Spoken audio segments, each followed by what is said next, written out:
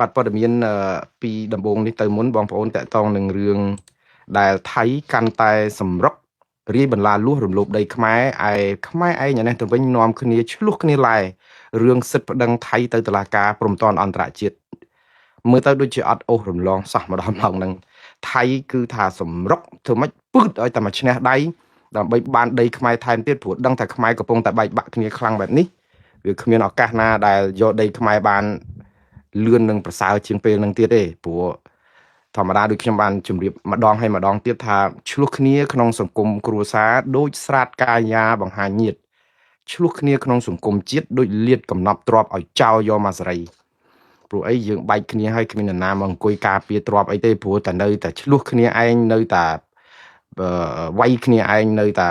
ររឿងគ្នាឯងអញ្ចឹងកម្លាំងយើងវាខ្សោយសត្រូវមើងងាយឈ្លានពានយើងហើយបំពេញតាមចិត្តឥឡូវនេះគឺមកដល់ម៉ោងនេះនិយាយទៅចាប់តាំងពីថ្ងៃទី27ខែធ្នូឆ្នាំ2025គ្មាននេតិណាមួយដែលថៃសម្រាកដៃនៅក្នុងការបន្តឈ្លានពានទន្ទ្រានដែនអធិបតេយ្យខ្មែរទេនេះមិនមែនយើងអ្នកទាំងអស់គ្នានិយាយទេបងប្អូនបើបងប្អូនប្រជាពលរដ្ឋអ្នកផ្សាយព័ត៌មានអីនាំគ្នានិយាយអាហ្នឹងយើងថាញុះញង់រើសអើងអុចអាលឬក៏ពលឹះបំផ្លាស់ព័ត៌មានពិតទេប៉ុន្តែនេះគឺរដ្ឋាភិបាលកម្ពុជាខ្លួនឯងដែលជាម្ចាស់ផ្ទះហ្នឹងទទួលស្គាល់ថាថៃពិតជាបានឈ្លានពានទន្ទ្រានដែនអធិបតេយ្យកម្ពុជាមិនមែនតែនៅក្នុងពេលធ្វើសង្គ្រាមពីរលើកទេមិនបាច់និយាយទេអាក្នុងសង្គ្រាមពីរលើកហ្នឹងគឺថៃឈ្លានពានទន្ទ្រានយើងហើយក៏ប៉ុន្តែយើងព្រមនឹងគេថាអ្នកណានៅណានៅហ្នឹងអញ្ចឹងហើយបានជាយើងចោះឲ្យមានសេចក្តីប្រកាសរួមថ្ងៃទី27ខែធ្នូឆ្នាំ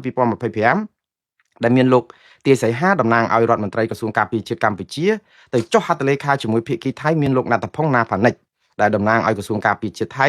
ដោយព្រមជប់បាញ់ហ្នឹងដើម្បីឲ្យទី1គឺកុំឲ្យស្លាប់ទាហានទៀតកុំឲ្យស្លាប់ស៊ីវិលកុំឲ្យប្រសិទ្ធប្រសាទអញ្ចឹងហើយឲ្យប្រជាពលរដ្ឋជនភៀសសឹកអីអាចវិលទៅលំនៅឋានវិញថៃពេលដែលចុះហត្ថលេខាហ្នឹងគឺបានន័យថាកម្ពុជាព្រមឲ្យថៃនៅណានៅហ្នឹងអញ្ចឹងតំបន់ដែលថៃគ្រប់គ្រងវាយបានមកពីប្រាវហ្នឹងគឺថៃយកទាំងអស់ព្រោះអីខ្មែរប្រាប់ថាយកទៅអត់អីទេតែនៅហ្នឹងសិននៅណានៅហ្នឹងប៉ុណ្ណឹងសិនកុំឲ្យវាយមកទៀតកុំជ្រុលមកទៀតអីអញ្ចឹងទៅនៅក្នុងន័យអញ្ចឹងហើយទៅនៅក្នុងហ្នឹងគឺចង់និយាយថាចរចាជជែកគ្នាបដាទៅវាស់ទៅអាបាននៅណានៅហ្នឹងបើបានថៃ 100% យកទៅបើបានខ្មែរមកវិញខ្លះឲ្យមកខ្មែរវិញមកនេះក្នុងន័យនៅក្នុងកិច្ចព្រមព្រៀងហ្នឹងគឺចែងអញ្ចឹងខ្មែរសុកចិត្តឲ្យណែឯងនៅណានៅហ្នឹងសិនចោះប៉ុន្តែសុំវាស់មកវាស់បានប្រមាណបើឃើញថាអាហ្នឹងបោះខ្មែរទេឲ្យមកខ្មែរវិញមករឿងអ្នកណានៅណានៅហ្នឹងរឿងព្រមឲ្យគេនៅណានៅហ្នឹងហើយឈប់បាញ់ហ្នឹងគឺមិនមែនជារឿងអីដែលប្លែកទេប្រទេសណាក៏គេធ្វើអញ្ចឹងដែរនៅពេលដែលយើងខ្សោយយើងមិនអាចវាយឈ្នះគេដើម្បីអាយុជីវិតរបស់ប្រជាពលរដ្ឋស៊ីវិលដើម្បីអាយុជីវិតរបស់កងទ័ពយើងគឺយើងបាក់ទ័ពគឺយើងព្រមលើកទង់ជ័យសយើងព្រមចោះចាញ់ប៉ុន្តែនៅក្នុងសេចក្តីថ្លៃថ្នូរមួយដែរទេមិនជាថោកអីប្រមាណទេយើងថោកនៅក្នុងន័យថាយើងមិនអាចការពារដែនអធិបតេយ្យរបស់យើងបានដោយសារសត្រូវប្រជាមិត្តទ័ពគេខ្លាំងវាយមកសពាវុធគេក៏សម្បើមគេវាយយកដីយើងបានយើងត្រូវតែដកថយក៏ប៉ុន្តែយើងក៏ថ្លៃថ្នូរក្នុងន័យមួយដែរគឺយើងមានសិលធម៌មួយព្រមចោះចាញ់ហើយក៏ព្រមឲ្យគេយកទៅដើម្បីសន្សំជីវិតរបស់ប្រជាពលរដ្ឋយើងនិងកងទ័ពយើងនោះគឺជាគុណធម៌ទេព្រោះបើយើងចាញ់ហើយបើយើងនៅតែតដៃគេទៀតគេវាយយើងតតែម៉ត់តតែខ្ទេចតតែស្លាប់អស់អាហ្នឹងយើងកាន់តែយ៉ាប់ជាងនឹងសម្បើមទៀតផងមិនអញ្ចឹងហ៎អញ្ចឹងបានន័យថាមេដឹកនាំកម្ពុជាបង្ហាញរូបភាពពីរនៅពេលដែលចរចាព្រមឲ្យថៃនៅណានៅហ្នឹងឲ្យចោះចាញ់គេហ្នឹងរូបភាពទី1គឺយើងលើកទង់ជ័យសយើងចោះចាញ់គេដោយបរាជ័យដោយរបៀបដឹកនាំយើងគឺធ្វើឲ្យជាតិសាសន៍នេះមិនអាចតទល់នឹងគេបានទេក៏ប៉ុន្តែរូបភាពទី2គឺក៏បង្ហាញអំពីគុណធម៌និងសិលធម៌នៅក្នុងការព្រមទទួលស្គាល់ការពិតថាយើងចាញ់គេមិនឲ្យយើងគ្នាយើងស្លាប់តទៅទៀតច្រើនទុកជីវិតយើងកសាងកម្លាំងថ្ងៃក្រោយចាំវាយបកវិញក៏បានដែរអាហ្នឹងវាជាសិលធម៌ទេចំពោះខ្ញុំគិតថា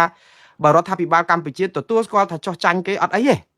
យើងវាអន់យើងចោះចាញ់ចាស់ប៉ុន្តែក៏យើងទទួលស្គាល់ថាយើងមានសិលធម៌មួយនៅក្នុងការ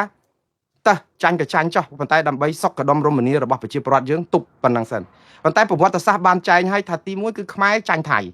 តែខ្មែរព្រមលើកទង់ជ័យសហើយអង្វរថៃសុំឲ្យទុកប៉ុណ្ណឹងសិនទៅកុំឲ្យទៅឯណាប៉ុន្តែនៅក្នុងពេលហ្នឹងយើងបែរការកប់ត្រឡប់ជួនថាយើងនឹងយុទ្ធខ្លាំងពីកម្លាំងយើងចង់វាយដល់បាងកកក៏បានតែចង់ឲ្យថៃចូលមកសិនមកយកខ្លះអីចឹងទៅដើម្បីធ្វើហេដ្ឋារចនាសម្ព័ន្ធលើប្រាសាទលើដែនដីខ្មែរយើងហ្នឹងដល់ពេលយើងវាយព្រឹបយកវិញឬក៏ដណ្ដើមយកវិញយើងបានអាទាំងអស់អត់អស់លុយមួយរៀលថៃគេធ្វើឲ្យហើយណែវាទៅជាសម័យព្រះផ្ដាស់ចេះទៅវិញ ពេលដែលយើងចាញ់គេដែលយើងប្រពន្ធជន់កយើងសកត់កជាប់នៅលើផ្ទះហើយនៅស្រែកតែហងរៀងនៅឲ្យអ្នកភូមិហ្នឹងគេមករត់មកជួយលន់ថាប្តីវាយប្រពន្ធតាមពិតប្រពន្ធជន់កប្តីជាប់ដកស្លាប់ហ្នឹងក៏តែប្តីហ្នឹងចរិតគាត់មិនចង់ឲ្យអ្នកភូមិថាគាត់នឹងអន់ជាងប្រពន្ធស្រែកឲ្យអ្នកស្រុកដឹងថាគាត់មិនចាញ់ប្រពន្ធទេគឺខ្លាំងអញ្ចឹងមកប៉ុន្តែបើធ្វើបែបហ្នឹងដូចជាមួយយ៉ាងដែរបើចំពោះរឿងគ្រួសារយើងសុកចិត្តចាញ់ប្រពន្ធនៅក្នុងផ្ទះប៉ុន្តែយើងប្រាប់អ្នកក្រៅថាយើងគ្រាន់បើអាហ្នឹងវាមិនអីដែរទេវាបានប្រយោជន៍ទៅប្រពន្ធក៏ប៉ុន្តែនៅក្នុងរឿងនេះវាជារឿងមួយគួរឲ្យអស់សំណើចដែរដោយសារតែអីយើងនៅតែអួតយើងតែអីចឹងទៅធ្វើឲ្យប្រជាពលរដ្ឋរកម្មចិត្តហើយនៅក្នុងពេលជាមួយគ្នាហ្នឹងឥឡូវនៅពេលដែលថៃឲ្យចរចាឲ្យវាស់វែងថៃគេប្រើផែនទីខ្នាតលើ50,000យើងមួយលើ200,000បិទបាត់ចប់បាត់ថៃស៊ីផុយព្រោះអីថៃដំបងគឺថាអឺដូចចង់និយាយថាថៃគេថាហ្នឹងឥឡូវចឹងក៏ចឹងវាស់ប៉ុន្តែដល់ហើយគេដូរកន្លះឆាច់គេថាវាស់ទៅបើប្រើផែនទីខ្នាតលើ50,000អានឹងចូលក្នុងដីគេទាំងអស់អញ្ចឹងកម្ពុជាស្រឡះដៃធេងតែម្ដងមកដល់ម៉ោងនេះហើយមិនត្រឹមតែស្រឡះដៃធេងទេអាព្រមព្រៀងគ្នាប៉ុណ្ណឹងថៃរំលោភរហូតក្រោយបាត់ជប់បាញ់នេះដាក់បលាលួសដាក់កុងតឺន័រហើយមិនមែនយើងអ្នកនិយាយទេរដ្ឋាភិបាលកម្ពុជាអ្នកនិយាយខ្លួនឯងថាថៃបានឈ្លានពានលើសពីបាត់ជប់បាញ់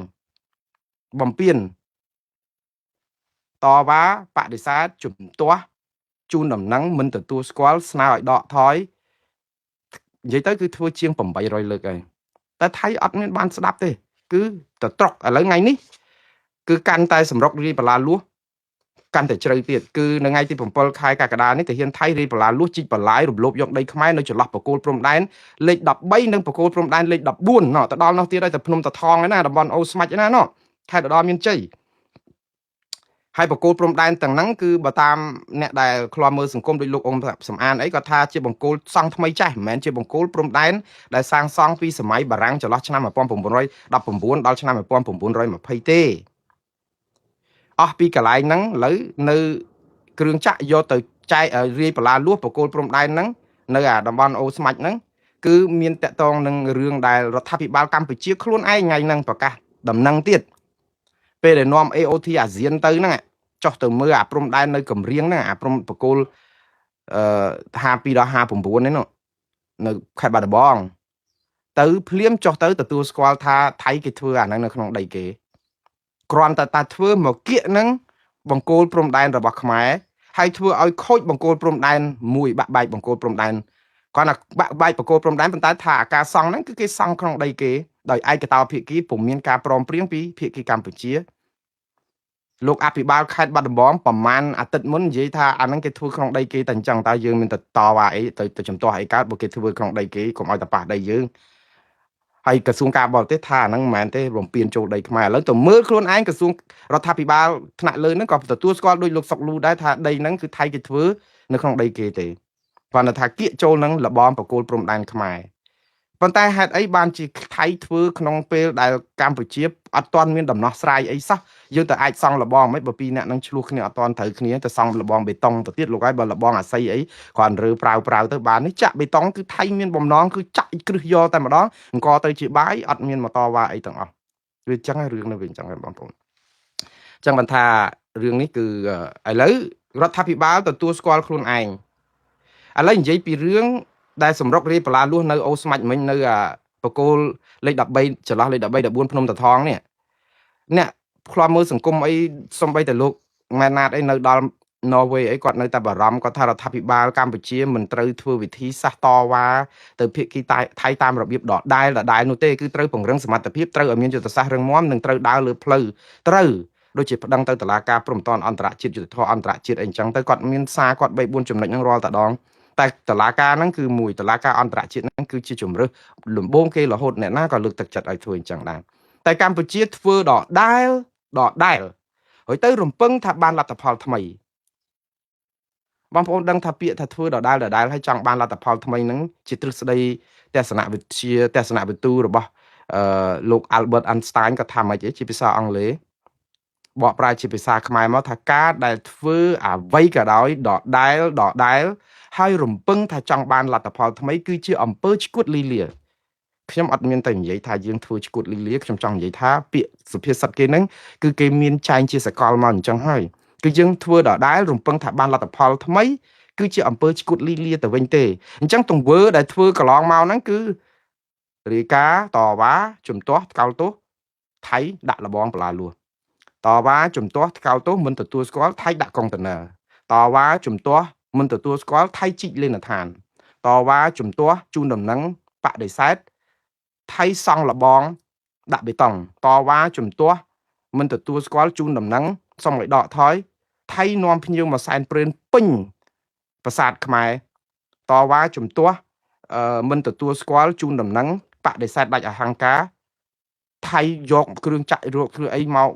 គ្រប់កន្លែងផ្សេងវាស់ដីវាស់អីចែកឲ្យប្រជាពលរដ្ឋថៃហើយយើងនៅតែតវ៉ាជំទាស់បដិសេធដាច់អហង្ការមិនទទួលយកលក្ខណៈហើយយើងប្រាប់ទៀតប្រាប់ប្រជាពលរដ្ឋរាល់ថ្ងៃមន្ត្រីរដ្ឋាភិបាលប្រាប់ប្រជាពលរដ្ឋរាល់ថ្ងៃថានេះគឺជាវិធីដ៏ស័ក្តិសិទ្ធិនិងមានប្រសិទ្ធភាពបំផុត